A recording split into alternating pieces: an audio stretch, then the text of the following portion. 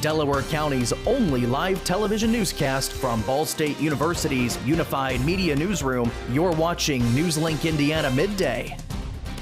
Welcome to NewsLink Indiana Midday. I'm Emma Matlock. The widow of conservative activist Charlie Kirk delivered an emotional eulogy during Sunday's memorial service in Glendale, Arizona. Erica Kirk was one of the featured speakers during the memorial at State Farm Stadium. The event attracted tens of thousands of people, as well as President Donald Trump, Vice President J.D. Vance, members from the Trump administration, and other conservative activists. During a powerful moment in her remarks, Erica Kirk told the crowd she has forgiven the man who police say killed her husband. That man, that young man, I forgive him.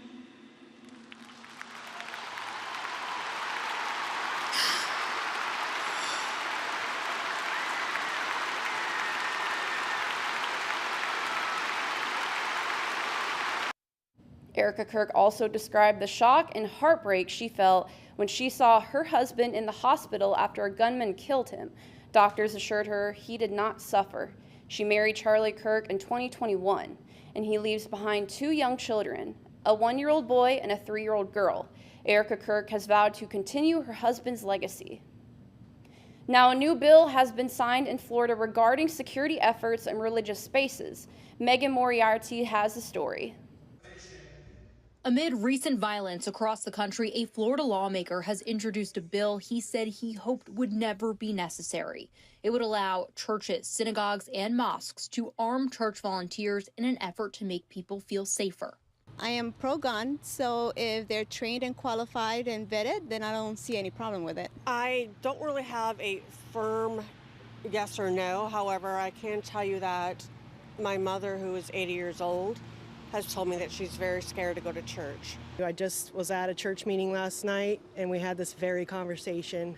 It's something that many people we spoke with say they're not necessarily opposed to. I know for a fact that in my congregation there are people who carry unbeknownst to the congregation, and I'm okay with that. Well, I think security should be considered first and foremost, especially when there's mass gatherings of any kind, either in the public venue or in church.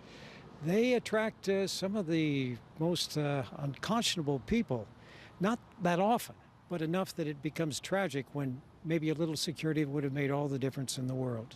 The Security Services at Places of Worship bill, introduced by Senator Don Gates, would require volunteers to pass a background check, have a concealed carry permit, and have the security plan approved by a local sheriff.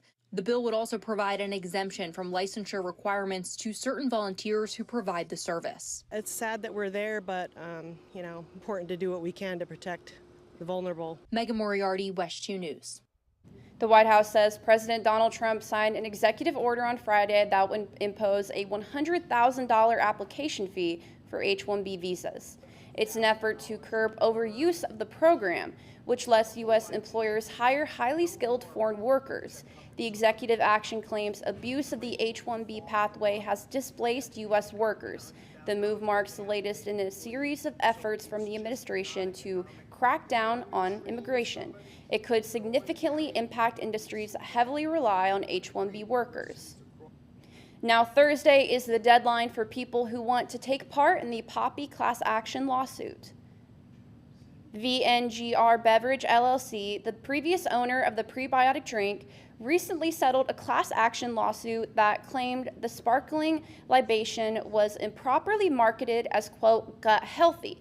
Although court records show company officials didn't admit to any wrongdoing, they have agreed to refund nearly $9 million to customers. The agreement calls for consumers to receive applicable refunds, including $3 for each 4-pack and $6 per 8-pack. There is a $16 reimbursement cap for consumers without a proof of purchase. More information, including the form to file for a payment, can be found at poppysettlement.com. Now let's take a look at today's NewsLink Indiana weather. These are the conditions right now. It is 69 degrees under cloudy skies. Expect more clouds and possible showers today with a high in the upper 70s.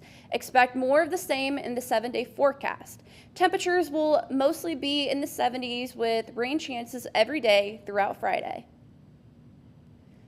The Alzheimer's Association hosted its annual fundraiser walk over the weekend. Participants of all ages gathered in downtown Muncie to fight Alzheimer's and other dementia diseases. NewsLink Indiana's Jessica Burford shows us the work behind the scenes and why this event is so important to the community. The Alzheimer's Association is the world's largest nonprofit dedicated to Alzheimer's care, support, and research. The walk is a fundraiser for Alzheimer's, but it also raises awareness for the disease and the resources in the community. For Lucy Hauser, manager of the Heartland Walk, the work begins early. She works a year-round campaign for the walk.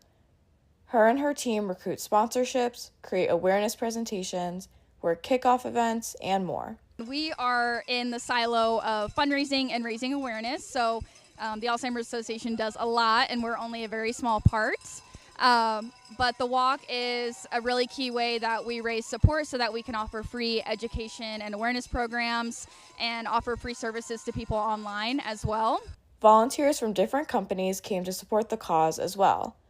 Addison Waymer has been volunteering at Bethany Point Health and Rehabilitation Center for 3 years, and this is her third time at the Muncie Walk. It shows people what they can do for the causes, and it shows people that they're not alone in the cause. Like if their family members dealing with it, they find out that other people are dealing with it too, and we even get to see the residents here who are dealing with it as well. And I think it just gives like a very good example of everything, and it gives people encouragement, like the beginning of the walk and the end of the walk over there. In Muncie, Jessica Burford, NewsLink Indiana.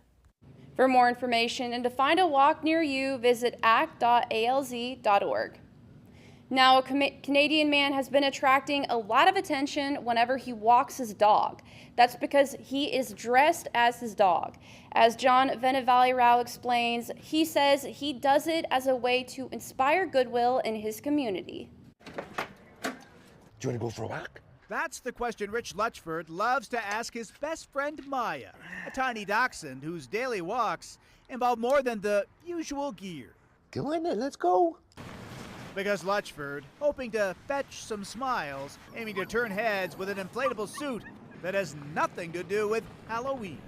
Just thought it would be funny. Lutchford, who works as a roofer, simply started regularly walking Maya in public dressed like this. A wiener dog walking a wiener dog. People kind of look at me like, what is this? Other people are smiling, and I point at them and say, that's what it's all about. That smile. Have a great day.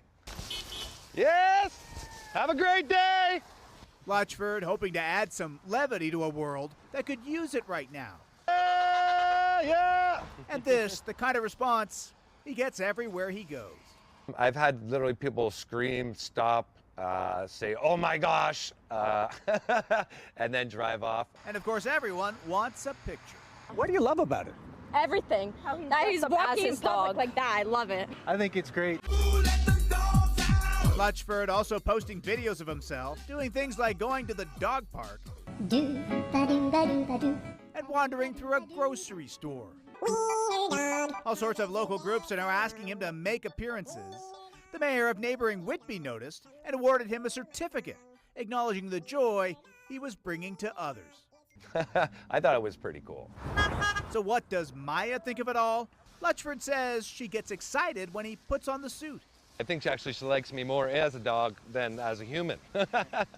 And Lutchford, he plans to keep on warming as many hearts as he can, leaving his mark one smile at a time.